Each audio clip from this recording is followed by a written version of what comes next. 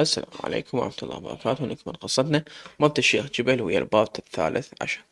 جبل أشوف شمس واقفة بالباب والدموع تجري. انتبهت وألقى زهراء بحضني مو شمس. حسيت الدم جمد بعروقي. شنو اللي دا يصير ما أفتهم. دفعتها عني وقمت أركض الشمس. عطت بصياح شكو دا يصير. شمس بذيك اللحظة بس رب العالمين يدري بحالتي. شنو انكسار ضياع ألم وحزن. ليش يا ربي يصير هيجي بعد ما لقيت السعادة؟ ليش حتى أفقدها؟ شنو سويت لك يا جبل حتى تخوني هيجي؟ مشتاق لها أو متحاضنين وشنو هالشكل قدامي؟ على الأقل لو من وراي عاد ما أنقذ هالقد. زهرة تذكرون من قلت لكم حطينا مخطط أنا وميسون حتى نفرق بين شمس وجبل، وكانت هذه ثاني خطوة بهذا المخطط. قعدت من وقت وسبحت وجهزت نفسي لبس ستيت نوم مال العرايس، وحطيت مكياج وانتظرت شمس تنزل، لأن هي متعودة كل يوم تنزل بنفس الوقت حتى تحضر الضيوف. ميسون انطتني إشارة لين غرفتها هم فوق، وبغيت أتراقب شمس وهي اللي قالت لي تعالي اصعدي. رحت فوق فتحت الباب ودخلت الغرفة. كانت ظلمة ومن حسن حظي جبل كان نايم على بطنه. جيت وخبت الغطاء ونمت فوقه. هو عباله شمس وصار يغازلني. أعرف هاي الحركة خطيرة وجريئة كبيرة، بس لازم أسوي هالشي. لازم أصحي بشكل حتى أحصل على شي، وإن شاء الله يكون الحظ حليفي هالمرة. اندار علي جبل وحضني. هو مو منتبه لشكلي، كل ظنه شمس بحضنه. فجأة شمس اجت وجبل انتبه على الوضع ودفعني بقوة بحيث ردت أوقع من الشرباية، وراح يركض لحبيبة القلب يحاول يفسر لها اللي صار. شمس دفعت جبل ورحت لزهرة جريتها من شعرها وأنا أعيط وأبكي. وليش صار طش عندك هنا؟ ما تستحين على روحك مصلخة ونايمة على رجلي ويا رجلي. زهرة صح أذتني، بس لازم أتحمل سم بقلبها إن شاء الله. إيش قد متوحشة هل ست هلست شعبي بيدها. أريد أفك روحي ما أقدر. بغيت أعيط النوبة ردت أحرق قلبها بالزايد. فبوعت الجبل ووجهت له كلامي. أحكي لها الصدق. ليش ساكت؟ هي ها ريحني كافي أنا تعبت. يلا أحكي لها اللي عن اللي ابني أحكي. جبل هاي المسود نشتة تحكي بالأساس أنا لحد هسه ما مستوعب اللي دا يصير. الجاب زهرة يمي وشنو هذا اللبس وشمس دا تحكي يا رب شي يصير. النوبة تستوني استوزنت وبغيت أتخربط بالحكي. تقربت منها وشلتها من شعر راسها وضربتها راجدي. فريت راسها بحيث حليقها قام يجري دم. من قوة الضرر عطت بصياح ليش ساخطة شو تحجين انتي؟ ليش انا ايش عندي وياك حتى احكي؟ شمس وهي تبكي وتعيط من زمان قلبي نغزني وياما ميسون نصحتني، بس انا غبية ما صدقت بيها. اخ بس قال لي ليش زوجتني؟ اذا تحبها وتريدها ليش دمرتني كسبت قلبي وحرقت روحي ليش؟ جبل ما دا أصدق اللي أسمعه ودي أشوف. لا مستحيل هاي حقيقة أكيد كابوس. شنو اللي دا يصير؟ تركت الزهرة وأنا مو مهتم بيها ولا شوية. رحت للشمس حضنتها وأريد أمسح دمعاتها. قلبي مردني عليها أوف. شمس أريد أدفعه ما أقدر. قيدني بين ضلوعه بقوة وصار يمسح دموعي. شنو هالتناقض بهالشخص يا ربي؟ قبل لحظات شي وهسه شي ثاني. عجزت أفهم شكو داخلي متألم متكسر. أحس بأفكار هايج بداخلي مثل قهر النوب. أريد أدفعه عني وأشفد منه ما أقدر. بقيت بحضنه وأنا أضرب إيدي على صدره وأبكي وأقول ليش هيجي يا جبل؟ ليش خانتني؟ ايش سويت لك؟ أنا ما صار قد متزوجين. ليش سويت هيجي وليش؟ جبل والله ما خنتك والقرآن تحرم علي مرة غيرك يا شمس.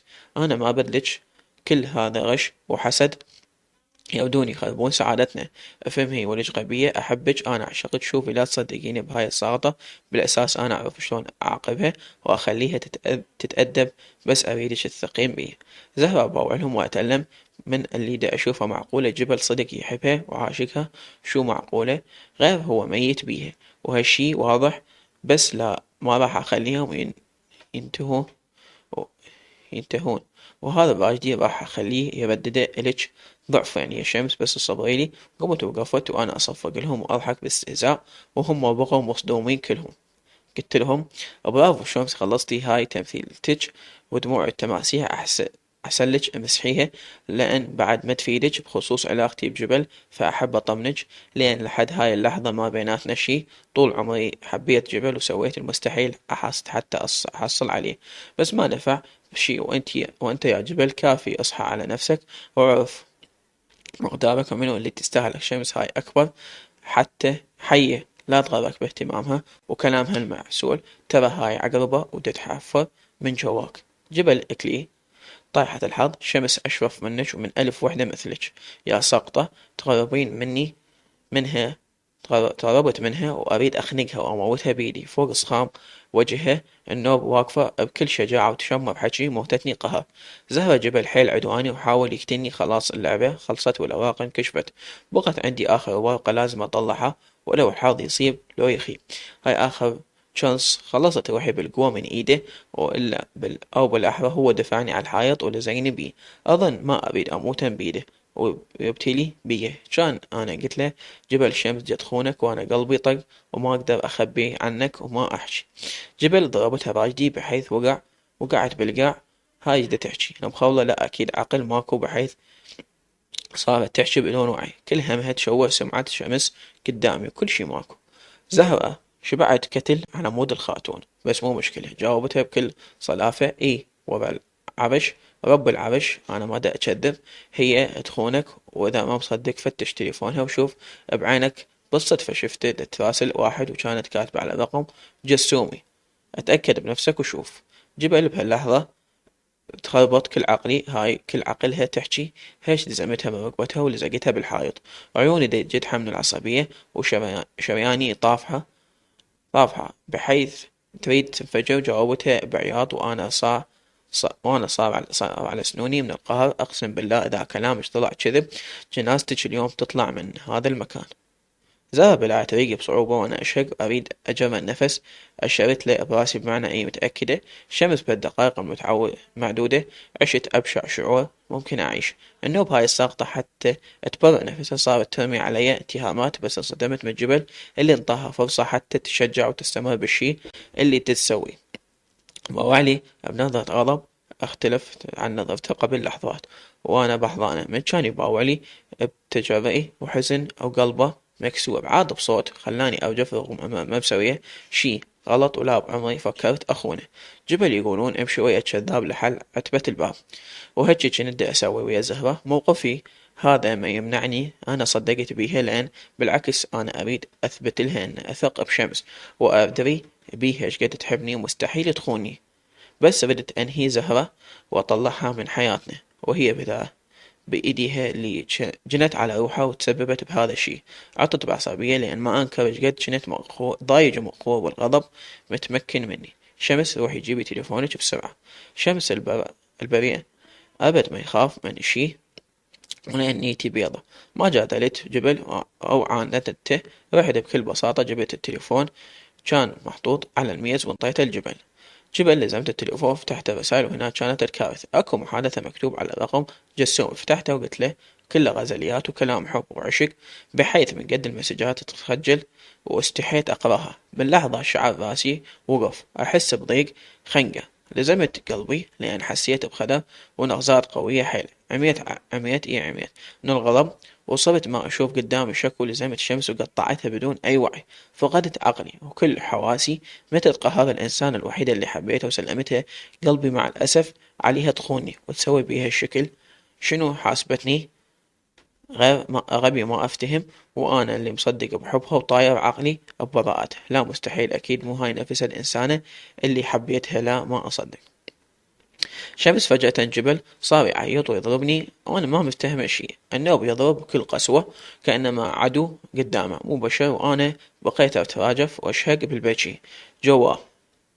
تفجيته يتركني هو لا يسمع ولا يسمع ويضرب بلا وعي ويعيط ليش سويتي هيك، ليش خنتيني. بغيت أحلفه ما خنت وتفجأ وهو لا عبالك أحكي وياه. فقد عقله.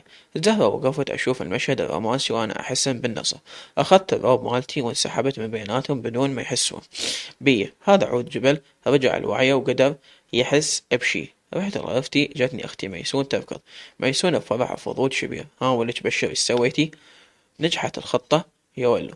لا صدق بيج سوى جبل شنو سوى؟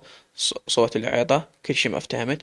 زهرة وهي تمسح الدم بوجهها: اهدي اهدي شوية، الخطة مشت مثل ما خططنا لها، ولو أكلت راجديا ودت أموتا بالخنق، بس يلا جبل يستاهل كل هالتضحيات. ميسون تحجي شبيج صار جوا ها؟ زهرة حجيت الميسون كل شي صار جوا من أول ما دخلت الغرفة لحد ما طلعت منها. ميسون بفرح لك يعني جبل صدق بيها؟ خاينته ها مشت عليه السالفة. زهرة بفخر: وليش حتى ما يصدق؟ لو تدرين المسجات اللي دزيتهن الجاسم كلهن مال وحدة معوزة حنان. أضحك لج شمس احترقت رفقتها وخلاص دورها بهالقصر. ميسون ايه عاشت ايدج زهورة، هسه جبل يسوي عناد بيها وياخذك. شوفي اذا ما سواها وعرفه هسه تلقين قلبه مشتعل نار مستعد يسوي اي شي حتى يرتاح. زهرة الفضل كله يرجع الك يا احلى اخت بالدنيا. لو ما رجلك حاجيلك عن الطلب سواها جاسم ابن خال شمس بيوم المشي كان ما قدرت استغل هالشي واحقق اللي اريده. راح اوضحلكم المسجات وشلون قدرت ارسلهن بدون ما تحس علي شمس. اول شي من عرفت جبل مشتري جهاز جديد الشمس اجت ببالي هالفكرة، بس كنت محتاجة عشيق كذابي الشمس بحيث اوهم جبل انه اكو علاقة ما بين شمس وذاك الشخص. قعدنا انا وميسون نفكر منو ممكن يكون هذا الشخص. اللي ذكرت ميسون جاسم اللي كان يحب شمس وسبق وجهالها وحكالها فهد عليه، بس هي ما كانت مهتمة لهذا الشي. لكن اجى الوقت حتى نستقل هاي الحقيقة. عندي قلادة ذهب متينة اخذت السائق وبعتها وبالفلوس اشتريت موبايل نفس نوعية موبايل شمس وحتى نفس اللون، وحطيت بيه خط قبل ما تسافر شمس بيوم كانت تنظف المطبخ ومنزلة الموبايل وياها. النوب الخط الحظ قعد وياي لأن مريم قامت تبكي وراحت تشوفها ونسيت الموبايل على الأكاونت. جيت أنا وأخذت التليفون ومن حسن حظي كان بدون رمز فقدرت أفتحه بكل سهولة. أخذت رقم شمس وكنت بوقتها حاطة ذاك الجهاز بصدري فسويت تحويل مكالمات من خط شمس الخطي بحيث إذا أحد يدق على رقم شمس رأسة يدق على رقمي. أخذت جهاز شمس الصدقي وتركت جهازي بعد ما بدلت الكفر مالته. وحدة جاهلة ومعيدية مثل شمس مستحيل تقدر تلاحظ الفرق بين الجهازين، وكشفت انه هذا مو إلها ما توقعت جبل يقبل عليها تنطي رقمها لأحد. لذلك بس جبل راح يتصل بيها وحتى اتصل راح يتحول مكالمات رأسا على خطي اللي حطيته بالجهاز البديل وما حد راح يدري بالسالفة. طبعا ميسون كانت تراقب الوضع خاف أحد يجي فجأة. المهم أخذت تليفون شمس وصرت أقدر أتقمص شخصيتها وراسل أي شخص أريد بكل سهولة. بقت عندي شغلة: منين نجيب رقم جاسم؟ أي خالو الشيخ أبو جبل أكيد عنده الرقم. بنفس الطريقة كان جهاز خالو عند خالتي وهي تشكي من ألم رجليها ما بيها حيل تقوم تحطه على الشحن. سمعتها كلمتين حلوات واخذت الجهاز بحجة احطه على الشحن. قدرت اخذ الرقم. اول شي راسلته من جهاز شمس دزيت له سلام هلو ما عرفني هو ما عرفني. النوب قمت ادز له غزل طول الفترة كانوا يقضون بيها شهر عسل اللي كنت ذاب دابني مستقبلي. دزيت له مسجات ما يلبس عليها ثوب كنت مستعيرة اسم شمس بكل حرف قلت له هذا المقبل طار عقله ومصدق اريد اعوف جبل واتزوجه اليه وشوق الحب تجاهه خلص عن عمري واضحك. اليوم الصبح من اجيت اول شي بدلت التليفون ولغيت تحويل المكالمات. رجعت اتكلم ملت التمثيلية اللي شوفته بهذا الشي. حققت جزء من الانتصار وإن شاء الله أقدر أحقق الباقي بأقرب وقت. شمس بعد ما نهاني جبل من الضرب وقعدت بالقاع بحيث ما أقدر أشيل روحي وأنا مو فاهمة شي من الكلام الجاي كان يقوله جبل موقف رجال يفضل على نفسه تخونه مرته وخاصة إذا كان يحبها وما حارمها من شي. المرأة وطن والأوطان من تنخاف بلحظة. غضب انعميت من الواقع وصرت أغشي وأحكي ألفاظ سوقية بحق شمس المفروض مني أسمعها وأنطيها مجال تدافع عن نفسها، لكن الغضب كان مسيطر علي. بحيث ما أقدر أفكر بشي غير أنا أتعامل وياها حالي حال المجرمين اللي أواجههم باستمرار بشغلي. كل هذا وأحسن قليلة ما شفت حسيتها ذبلت والنوب وقعت بالقاع وتكوبت على نفسها. أنا انتهيت، حسيت نفسي ثقل وقعدت بالقاع. بقيت أردد جملة وحدة: ليش هتجي يا شمس؟ ليش خنتيني؟ ليش؟ شمس بداخلي كنت أصرخ من الألم، أريد أحكي بس ما أقدر. أحس ما يطلع صوت. كمية القهر ما تنوصف. بذيك اللحظة حسيت نفسي خسرت كل شي: سعادتي وزوجي وبنتي وعمري. بس جبل دا يحكي ليش؟ منو خان منو؟ أنا. ليش هو؟ بسرعة نسى اللي سواه ويا زهرة. صورتهم الهسه مرسومة بعقلي وهم متحاضنين. النوب يجي بكل بساطة ويتهمني بالخيانة، وبناء على شنو؟ مجرد افتراء باطل. قالت له ذيك الحقيرة. ردت أصرخ أدافع عن نفسي، لكن حتى صوتي خان بيه بحيث كان باهت ومسموع. جبل حسيت بروحي بعد ما أتحمل. قمت بدلت ملابسي وطلعت بالسيارة. سرقت بسرعة حيل كبيرة لدرجة حسيت السيارة دا تطير مو دا تمشي على القاع. وعيت لنفسي، لقيت روحي قريب على الشط. نزلت صرخت بداخلي ما مصدق انه شمس ممكن تخوني. رجعت طلعت التليفون وفتحت المسجات مكتوب بيها كلام يخجل واحد يقرأ. زين يمتى لحقت راسله وتحاكي وهي طول الوقت كانت وياي وقدام عيني. معقول أنا غبي لهالدرجة؟ إجا ببالي اتصل على الرقم وأتأكد. تمنيت تصدق ظنوني، بس يكون هذا مجرد اتهام باطل. راضي بعذاب الضمير ولا هاي المصيبة؟ أوف يا ربي. دقيت أول دقة ما حد رد. النوبة الدقة الثانية جاوبني رجال قال: ها حبيبتي شمس، شلونك؟ ما تحملت أسمع أكثر من هذا. سديت الخط وضربت السيارة بوكسي. أريد أطلع، حرقت قلبي. أريد أرتاح، ما أقدر. غصون رجعت من دوام الظهر ونمت من التعب. قعدت العصر شو البيت صنته ماكو صوت. النوب شمس اليوم ولا شفتها. بقت ببالي يمها. صعدت لغرفتها أسأل عليها. دقيت الباب قالت تفضلي. بس صوتها كان خافت وقوة تحكي. دخلت وأشوفها بحالة ما تصدق. الوجه متورم وقوة تتحرك وتوقف. عطت بخوف: شمس ايش صار لك ها؟ شمس بقهر بدون وعي اتقربت على غصون وحضنتها وأنا ناشق وأبكي بحيث أريد أحكي لها جملة مفهومة ما أقدر. بقت غصون تهدئ بي إلا أن خلصت نوبة البكاء وقعدنا وبدأ التعقيد. غصون خفت من حالة شمس. بنية مثل الورد وهستوها راجعة من شهر العسل. يوم وليلة هيجي يصير بيها حالتها ما معقول. حاولت أهديها وبعد مرور الوقت قعدنا وبدت تحكيلي عن اللي صار. شمس سولفت الغصون كل شي من أول الصبح لحد ما ضربني جبل وعافني وطلع كأنه مخبط. غصون وهي ما مصدقة اللي سمعته. أوف شمس، معقولة كل هذا يصير بيك وأنا والله ما أصدق. هاي العقربة زهرة شو تريد منكم؟ شمس وهي تبلع تبلع غصتها. كل هذا قهر والنوب جبل عبالة أنا خنته وما أدري شكله شيء بالموبايل ولزمني وكسرني تكسير. غصون الله يخليك ساعديني. شو اسوي؟ أنا أحب الجبل بس خلاص ما أقدر أتحمل هالوضع. وجود زهرة دمرني كل حياتي. وبالأساس جبل ما يثق بيه. لو يثق كان انطاني فرصة أجاوب وأدافع عن نفسي، مو هيك ياخذني بالقوة. لا غصون، أنا راح أخذ ملابسي وأرجع البيت أبوي. أموت بوحدي أهون من عيشة الذلة هاي. غصون وهي تحاول تهدئ شمس: لا يا معودة قعدي وسكتي، لا تخلين الزهرة تفرح بانتصارها. جبل إلك وراح يبقى إلك. صدقيني كل هذا حقد وكره من عده اتجاهك، لأن تكرهك السعادة والراحة وتريدها بس إلها. انتي ابقي يم جبل وتحملي. بس هو تروح من العصبية راح يصحى على روحه ويعرف اللي سواه غلط وراح يندم هواي. صدقيني جبل يحبك بس إلك. والله أعلم شنو لقى بالموبايل حتى هيك يتصرف وياك. زين انتي تذكرتي وياي؟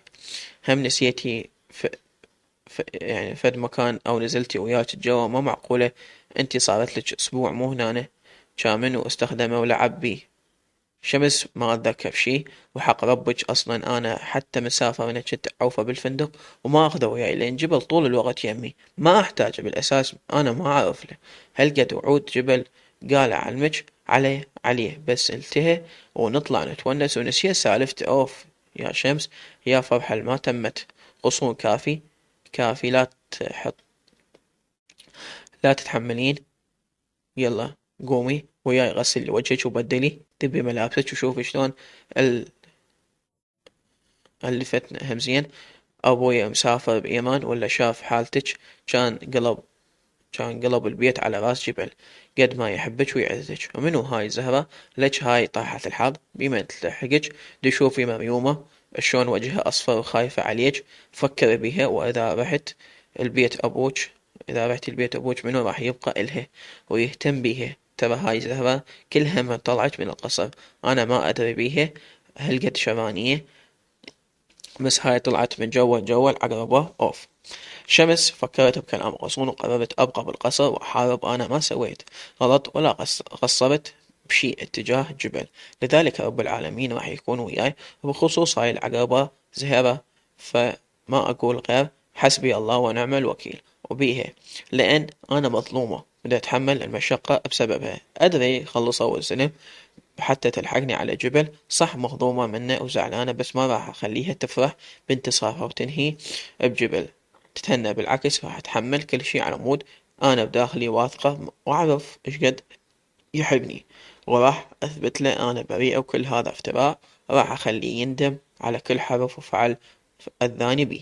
جبل اتأخر وقت حيل وأنا بعدني قاعد بنفس المكان وغرقان بدوامة كبيرة، كل ساعة أطلع المسجات وأقراهن بحيث انطب عنا بعقلي طبع شلون لازم أتصرف وشنو أسوي. مستحيل أقدر أسامح شمس بعد اللي سوته، هذا ذنب لا يغتفر. النوب هذا منو جسومي.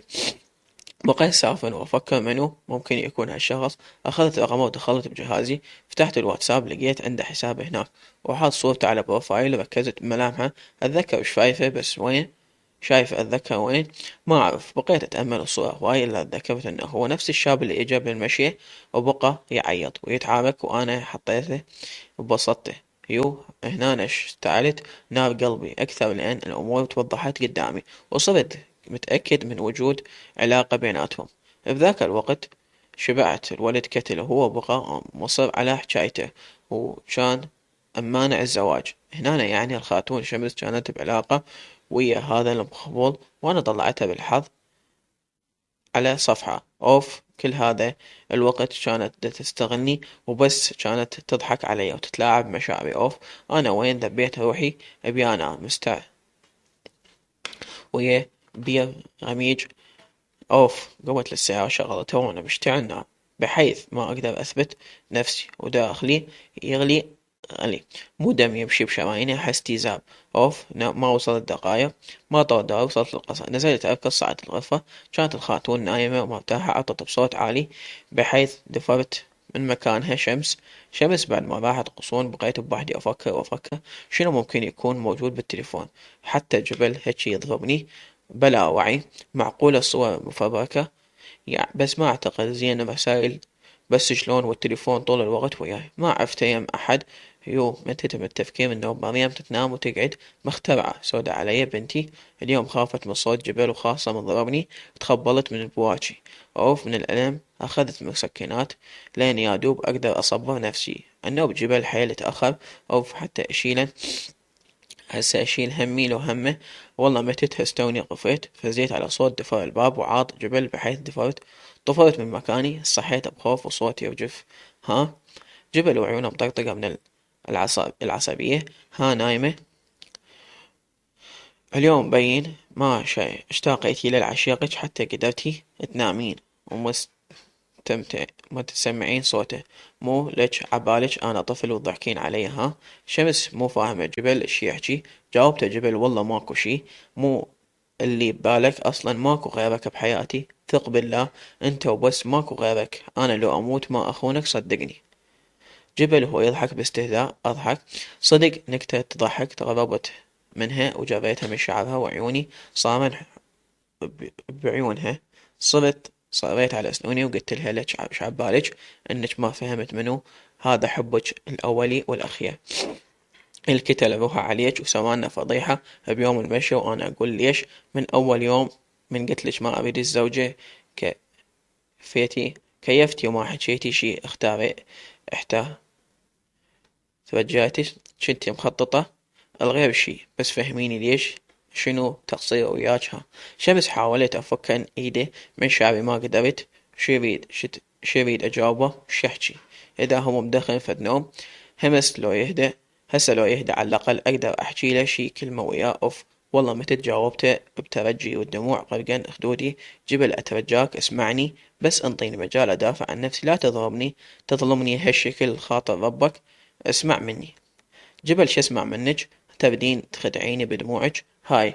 لو براءتك الشيطانية لو أقلك إني فاهم وحافظ أمثالك كلش زين، لذلك احكي لي الصدق. ها شنو خطتك؟ أنا عجبتك وتبدين تونسين وياي كم يوم؟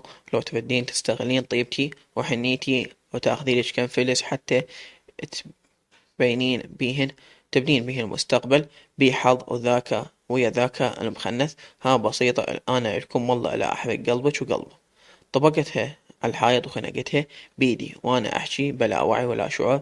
طلاق ما طلقك أبد، والله لخليك خدامة تحت رجلي، ما أطلقك وأعرفك تنتهنين وتنامين بحضنه. ولو لحظة وزهرة ها مو دوم تغامين منها، وكنت أتعمد أغازلها قدامه وأقهرها. لا صدق من قال الوقت دوار، وراح أخليك تصيرين خدامة تحت رجليها. اي راح أتزوجها وأحرق قلبك مثل ما حرقتيلي قلبي يا شمس. شمس بعد ما قررت أتحمل كل شي الخاطر جبل، أحارب الكل على موده لين أثق بيه وبحبه. سبق وتقبلته بذاك الوقت ويا زهرة، صدقت كلامه ومن قالت ماكو بيننا علاقة، وقلت أكبر عقلي وأتجاوز هالشي. تنازلت عن كرامتي ومن سبني وشتمني ورخصني قدامها، ضربني بلا وعي بكل قسوة وحشية. اتجاوزت كل هذا بس لأني أحبه، ولأني أشوفه أب وزوج وصديق وحبيب، لأن ما أريد أخسره، لأن أعتبره سند ومالي غيره بالدنيا. لكن إنه أوصل لهالنقطة ما أصدق.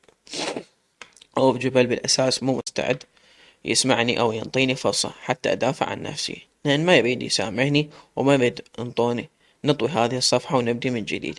ما يريد شمس لأن لا يستغربون اللي يحبكم يبقى يتمسك بخطأكم، لا بالعكس يصير يدور لكم عذر حتى يبرر ذاك الغلط. صدقوني بحياة كل شخص أكو على الأقل واحد أو أكثر مثل زهرة، إنسان حقود يكرههم بلا سبب ويحب الخير بس لنفسه، يحاول يخرب عليكم راحتكم بكل الطرق ويسرق سعادتكم. بس يبقى القرار إلكم إذا قررتوا تتمسكون ببعض أو إذا قررتوا إنه حبكم حقيقي ولازم يستمر وما ينتهي. هاللحظة ما حسيت بشي، مجرد برود تملك كل ذرة بجسمي، رغم داخلي كان تأثر محتار مشتعل متأرق متألم. بكل بساطة استسلمت الواقع، قررت أسلم أمري لربي وأسكت. هذا أفضل حل. ليش قد ما حكيت جبل ما يسمعني؟ لأنه بالأساس ما يريد يسمعني. فعلى شنو أحارب الخاطر إنسان ما فكر ولو لحظة أنه ينطيني فرصة أبرر موقفي وأدافع عن نفسي؟ توكلت على رب العالمين، سلمت أمري، لا حول ولا قوة إلا بالله العلي العظيم.